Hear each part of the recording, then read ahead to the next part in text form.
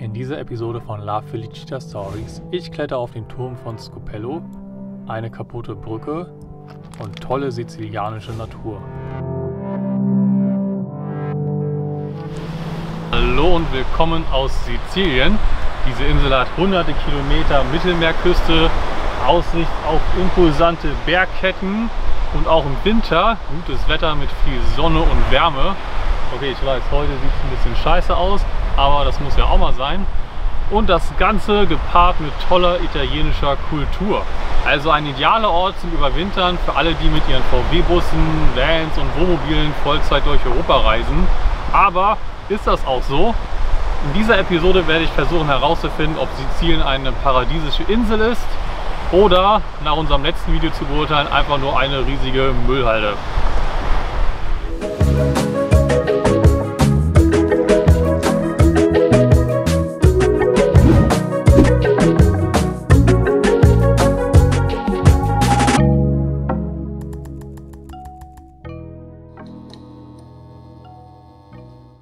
Um das etwas wissenschaftlicher beurteilen zu können, brauchen wir etwas, woran wir das messen können.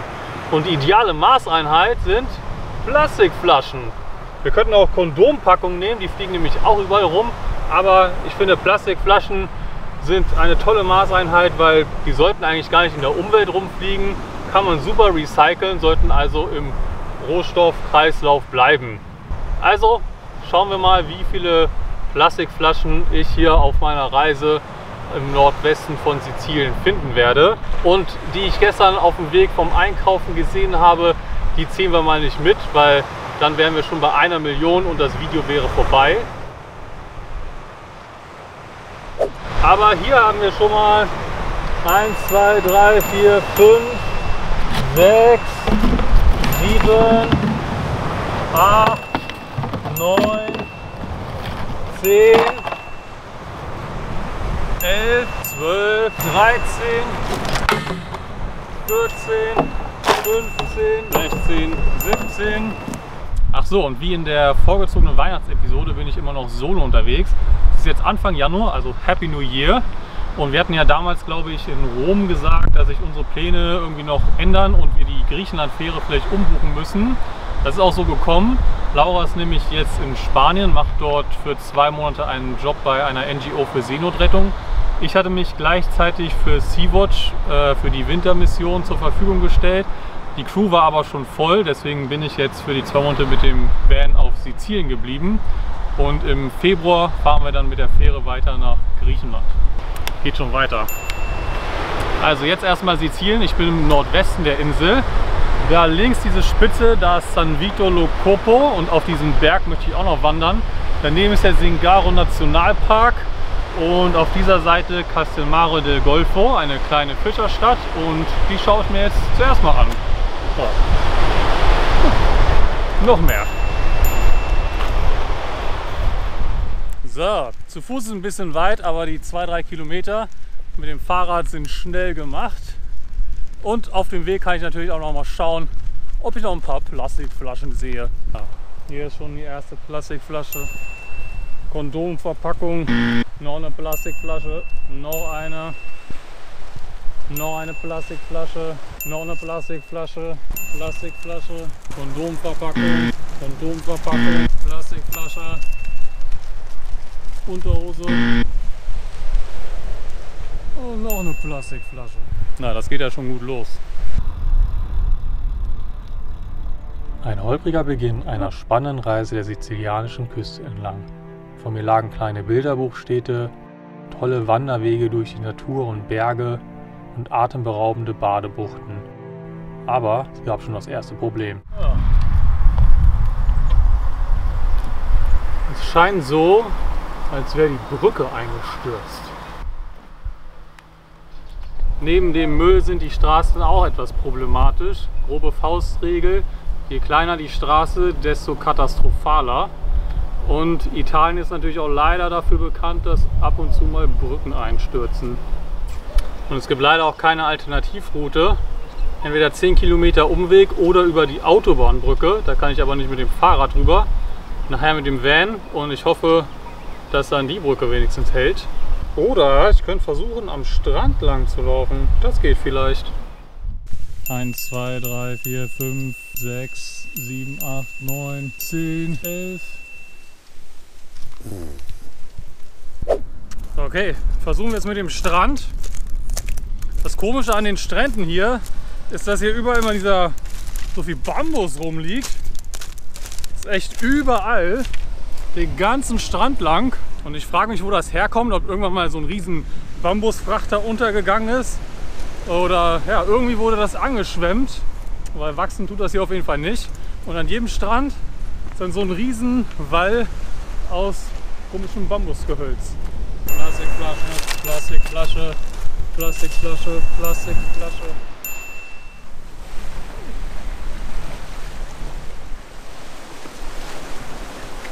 Ah, Mist. Der Fluss, über den die eingestürzte Brücke führt, fließt natürlich auch ins Meer. Das heißt, hier komme ich gar nicht rüber. Und da sieht so aus, als wenn da jemand im Meer steht und angelt. Richtig geil. Nächstes Mal muss ich irgendwie einen riesen Beutel oder am besten gleich diese Mülltonne mitbringen.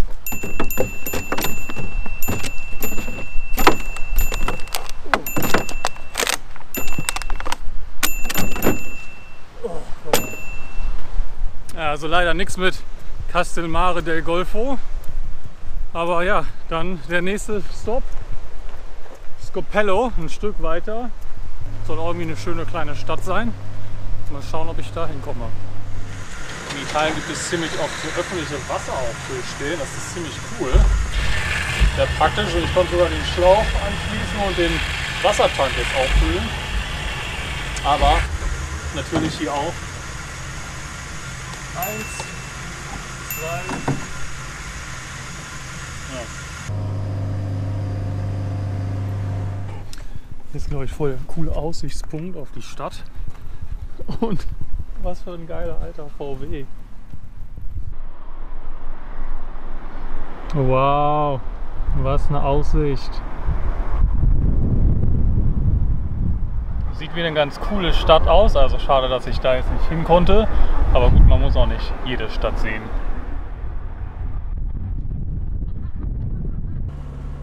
Der Parkplatz scheint ganz okay zu sein. 2 Camper sind auch schon hier, noch 4, 5 Autos. Und das war das Geile an dem Parkplatz, wo ich gerade herkomme, weil diese Brücke halt eingestürzt ist, war die Verbindung zu der Stadt halt unterbrochen und deswegen war da kaum was los. Normal echt bei jedem Parkplatz, so wie hier auch, sind immer überall Autos, Leute, die auch einfach in ihrem Auto dann dort abhängen und keine Ahnung was machen. Das ist halt echt überall auf Sizilien bisher. Also auf der Fahrt habe ich übrigens 10 Plastikflaschen am Straßenrand gesehen. Hier geht das Zählen dann weiter. Und dann morgen irgendwie nach Scopello, das ist noch ein kleines Stück, da in diese Richtung weiter. Daraus wurde aber erstmal nichts. Noch war das Wetter und das Meer ziemlich ruhig, im Hintergrund kündigte sich aber bereits ein Sturm an und der Wetterbericht sah auch nicht so gut aus. Achso, und was liegt natürlich nach ein paar Meter Laufen auf dem Strand?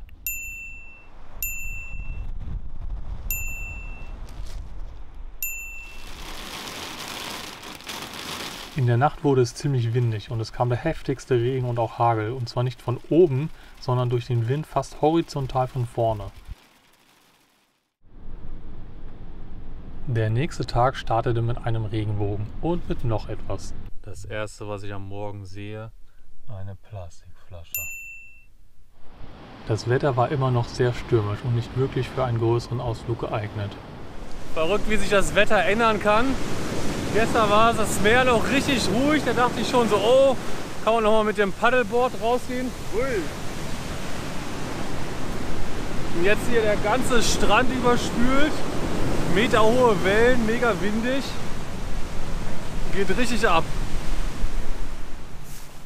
Für einen kleinen Spaziergang war das Wetter aber okay und die Wellen, wie sie in die Buchten rollen und gegen die Felsen prallen, waren schon ein beeindruckendes Naturschauspiel.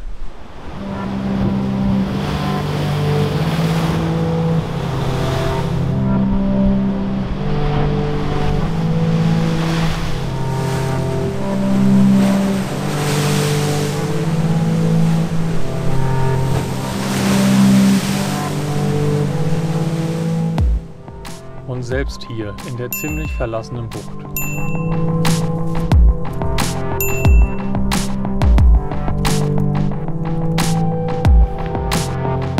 Ich wartete also noch ein bisschen auf besseres Wetter für den Ausflug nach Scopello, aber immer öfter war schon wieder etwas blau am Himmel zu sehen.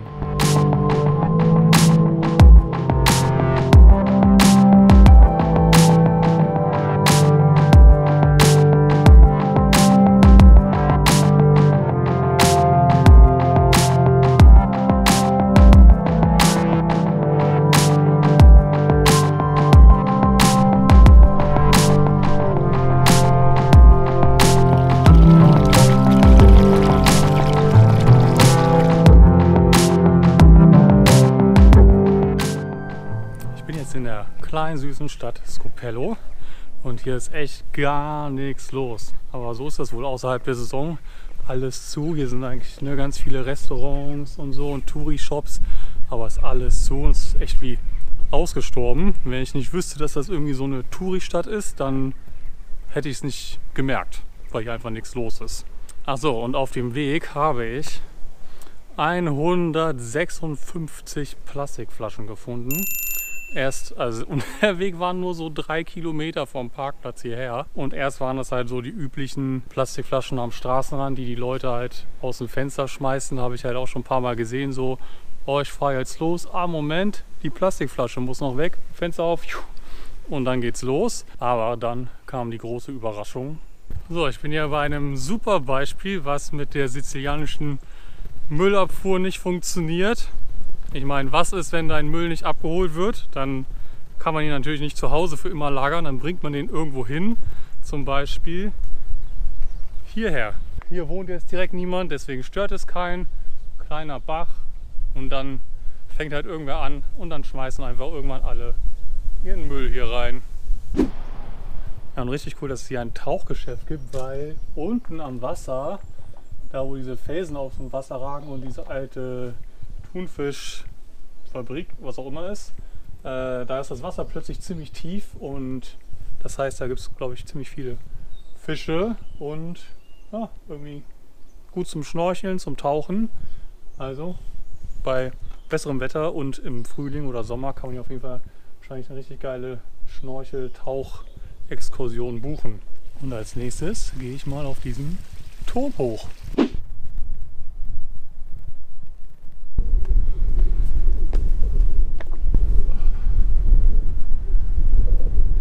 Ist aber ganz schön windig hier oben und von diesen Türmen gibt es hier an der Küste ziemlich viele, also echt so alle paar Kilometer. Da hinten ist auf jeden Fall noch einer, hier unten direkt an der Küste und in die Richtung kann ich auch schon den nächsten sehen. Also ziemlich spannend, wie viele von diesen Türmen hier gebaut wurden, um die Küste zu beschützen. Ich bin jetzt hier so weit auf diesen Berg gelaufen mit diesem Turm, da wäre es natürlich doof, nicht auch ganz auf den Turm zu gehen. Es fehlt allerdings ein Stück Leiter, aber das schaffe ich schon.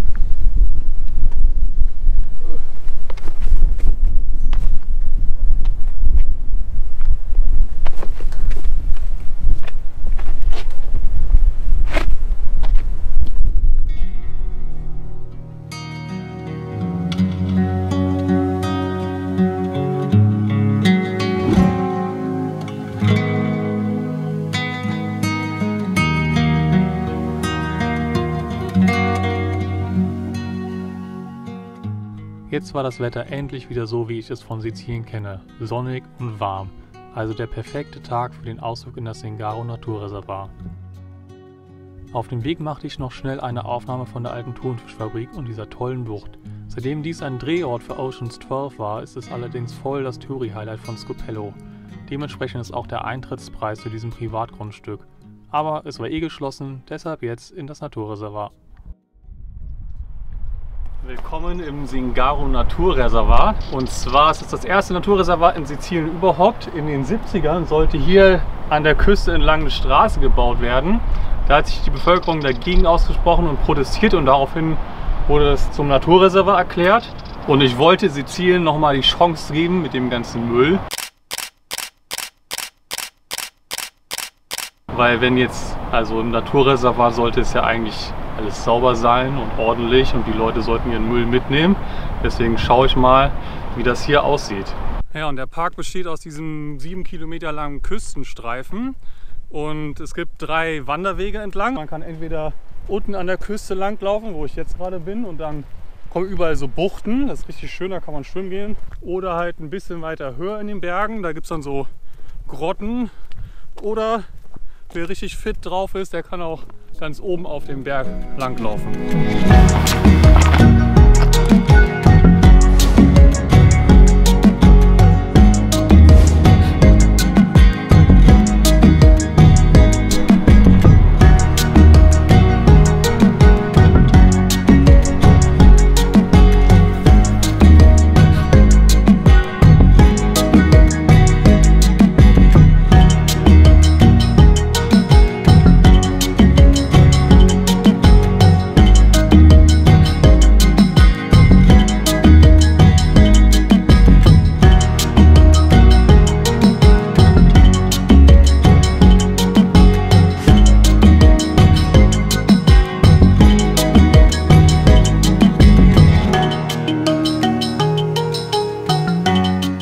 Wow, was für eine riesen Höhle.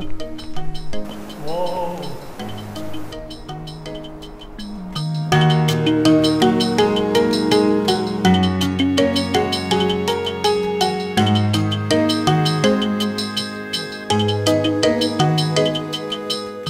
Fast am anderen Ende des Parks und langsam etwas kaputt fand ich eine traumhafte Bucht zum Ausruhen und Schwimmen. Das Wasser war jetzt nicht wirklich sehr warm, aber nach der anstrengenden Wanderung eine gute Erfrischung.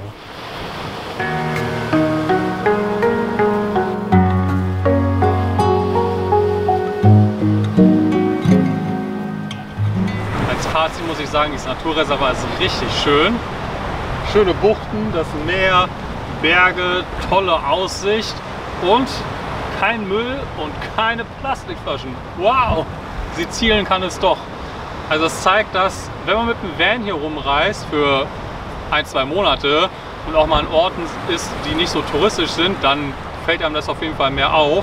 Weil so die Vlogs und YouTube-Videos, die ich gesehen habe von den Leuten, die irgendwie so einen kurzen Urlaub machen, die haben auf jeden Fall diesen Müll nicht erwähnt. Deswegen fällt einem das, glaube ich, eher auf, wenn man hier länger ist und ja, wenn man halt sich so diese paar schönen touristischen Ecken raussucht, da geht es dann wohl. Oder wenn man hier irgendwie nur eine Woche ist, dann fällt es einem nicht so auf. Also Sizilien kann eine paradiesische Insel sein. Man sollte sich die schönen Orte raussuchen und dahin fahren. Für länger, den ganzen Winter mit dem Van hier, kann ich jetzt bisher nicht ganz empfehlen. Dafür ist es doch echt ein bisschen zu dreckig an manchen Orten. Ich meine, wenn man die Tür aufmacht und dann aussteigt und da ist einfach alles voller Dreck und dann geht man an den Strand und da liegt überall Müll rum, dann macht das nicht so Spaß. Also dieses Müllproblem muss Sizilien auf jeden Fall noch in den Griff bekommen. Aber allgemein ist es hier sehr schön und ich meine, Sonne scheint, es ist warm, man kann sogar baden gehen.